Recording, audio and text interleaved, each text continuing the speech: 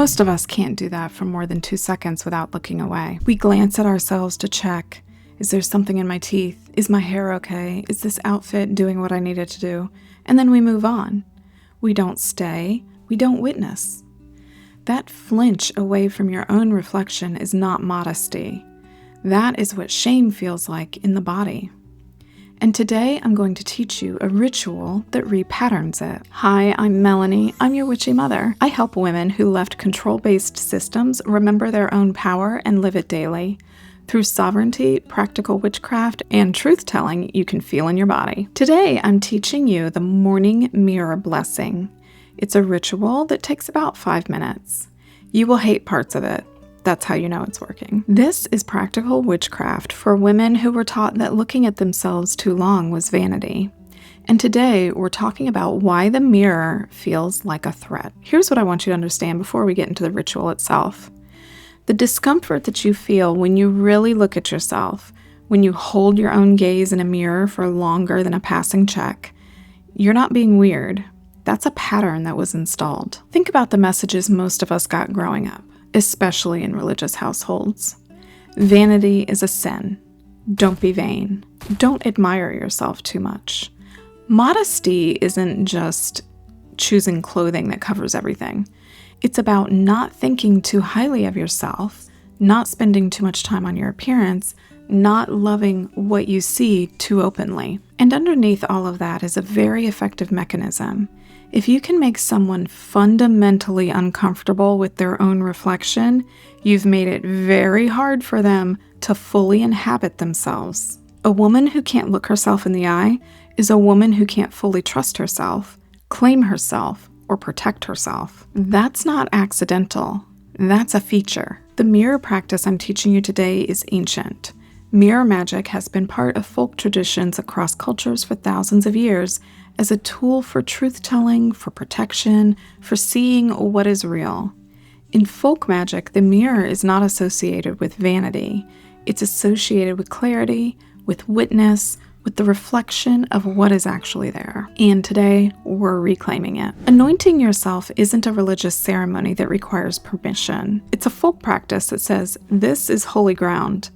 And yes, I'm talking about your own face. I want to say something about anointing before we get into the practice, because if you came from a church background, and most of you watching this did, the word anointing probably has a lot of baggage attached to it. In most church contexts, anointing was something done by a priest or a pastor to you. It was an act of blessing that required an authority outside of yourself to perform. You were the recipient. You couldn't anoint yourself. That's not the only lineage that anointing comes from. In folk traditions, in kitchen witchery, in green witchery, in the everyday magic that women have practiced in their homes for centuries, anointing is an act you perform on yourself, for yourself. You choose an oil, you choose your intention, you apply it deliberately as a physical marker that says, I am stepping into something sacred. This body is holy ground, and I'm treating it accordingly. You do not need permission for that, and you never did. What I find so interesting is that most of us had no problem accepting that a pastor could anoint our foreheads and call us blessed. But the idea of doing that to ourselves, for ourselves, feels almost transgressive. That's the conditioning talking, and this ritual is the answer to it. This is the morning mirror blessing, a 5-minute daily practice for women reclaiming their reflection as holy ground. Here's everything you need.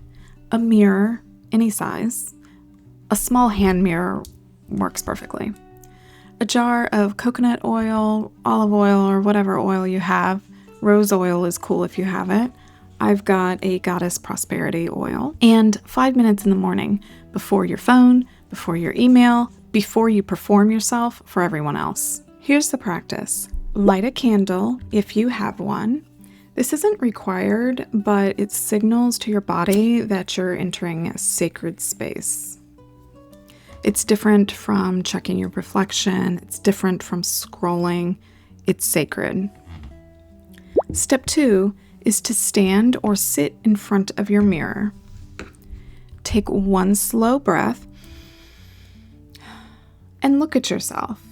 And I mean, really look, not checking, not criticizing, not inventorying what needs to be fixed, just looking. Stay for 5 seconds. If you feel the urge to look away, notice it and stay anyway. Step 3 is to put a small amount of oil on your fingertips, just a drop. And anoint your forehead, right here at the third eye. And as you do it, say out loud, "This mind is holy. What it knows is true." And then anoint the space over your heart and say, "This body is holy. What it feels is real." And then look yourself in the eyes again and say your own name. Just your name, Melanie. And then say, "I witness you. I see you. You are enough." That's it. That's the whole practice. 5 minutes, if that. I want to be honest with you about what might happen when you first try this. You might feel silly, you might feel emotional, like unexpectedly suddenly have to sit down emotional. You might feel resistant, like some part of you is pushing back hard against saying those words to yourself. All of that is information. None of it means that the practice isn't working. All of it means it's working exactly right. The resistance is the conditioning meeting its edge. Stay anyway. I want to say something about the eye contact piece specifically because I think it's the part people skip or rush through. There's a reason it's hard. Looking someone in the eye, even when that someone is you, requires a kind of presence that we're not always practiced in. It requires you to stop moving, stop managing, stop performing, and just be seen, even if the only witness is you. For women who grew up in high control systems, that stillness can feel dangerous because in those systems, being truly seen was rarely safe. You were seen in order to be corrected, assessed, or found lacking. So your body learned to stay in motion, stay useful, stay productive, anything to avoid the vulnerability of being witnessed without a role to play. The mirror practice interrupts that. It asks your body to stay still and meet itself. And over time, not in a week, but over time, it repatterns the association. Witness starts to feel like safety instead of threat. You cannot be fully sovereign in the world if you can't stay in the room with yourself. The mirror is where you practice staying. I want to know, when you try this practice, what comes up? What does the resistance feel like? Drop it in the comments. You don't have to have it figured out. Just tell me what happens. I know some of you watching this are sitting with, okay, but isn't this a little self-absorbed? Shouldn't I be focused outward on my family, my community, or God? And I want to offer you this.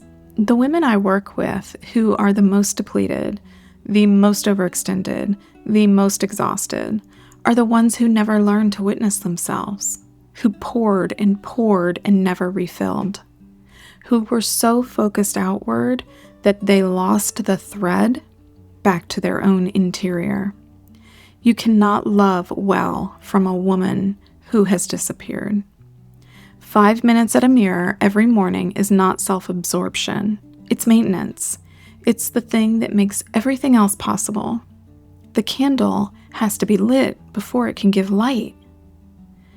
If this practice is bringing things up for you, old patterns, resistance you can't quite name, a sense that something runs deeper than a 5-minute ritual can reach, that's not failure. That's a signal. A clarity session is a 60-minute psychic reading and strategy hybrid where I look at what your field is actually doing, name the pattern beneath the confusion, and give you a clear next step. It's for the moment when the free work has opened the door and you're ready to walk through it. The link to book is in the description and pinned in the comments. I'll see you in there.